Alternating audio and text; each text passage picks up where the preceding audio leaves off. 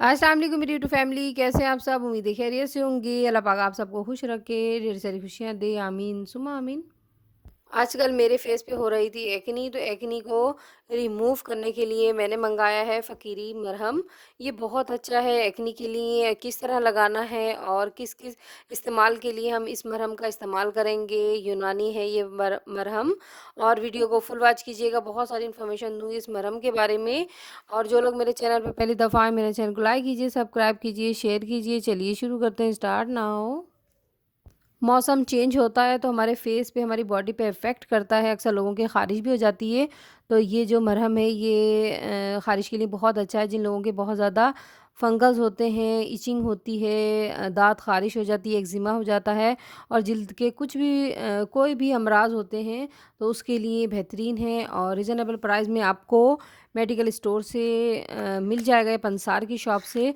और इसके अंदर एक पेपर है, पेपर पे तमाम बातें मेंशन हैं, आप पढ़ लीजिएगा। ये बहुत अच्छा है और तमाम चीज़ें इसमें जो शामिल की गई हैं वो बहुत ही बेहतरीन है एलर्जी के लिए। और आप देखेंगे, आप इसके पहले ही इस्तेमाल से आपको फ़ायदा होगा, एलर्जी कंट्रोल हो जाएगी और एक्नी के जो निशानात हैं वो ख़त्म होना शुरू हो जाएंगे फेस से। फेस पे किस तरह लगाएंगे मैं आपको दिखाती हूँ, और बॉडी पे कैसे लगाएंगे वो भी मैं आपको दिखाती हूँ कि हम किस तरह अप्लाई करेंगे। और इसके अलावा ये किन चीज़ों से प्रिपेयर किया गया है, तो ये अदविया, तरशा, सुहागा, गंधक, काफूर से तैयार किया गया है जो कि एलर्जी को ख़त्म करता है।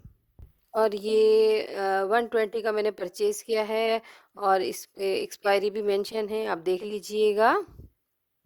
अब मैं आपको बताऊंगी कि हम एक्नी पे किस तरह लगाएंगे और अपनी हाथों पे या पैरों पे जहाँ पे भी ख़ारिश है किस तरह लगाएंगे। तो इसके ऊपर इसका रजिस्ट्रेशन नंबर मेंशन है, देख लीजिएगा कि ये आया प्योर है।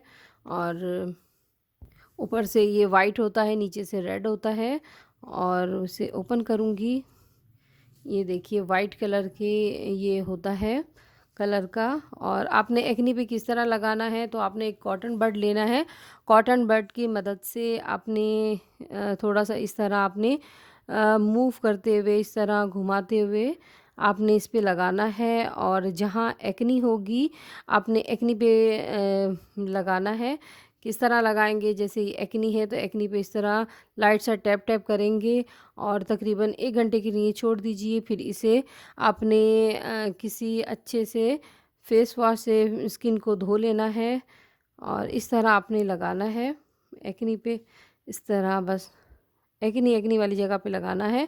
और इसके बाद आपने टिश्यू से पहले साफ़ करना है, उसके बाद आपने फेस को पानी की मदद से, फेस वॉश की मदद से चेहरे को धोना है। ख़्याल रखिएगा ये आँखों में नहीं जाए।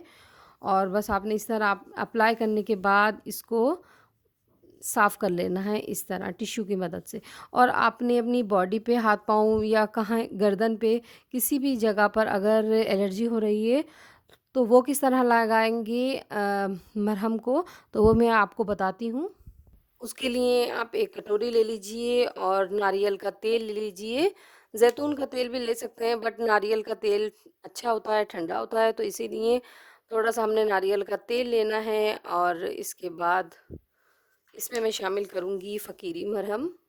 तो हमने अब इसे स्पून की मदद से निकालना है, तो स्पून की मदद से इसे निकालूंगी मरहम को।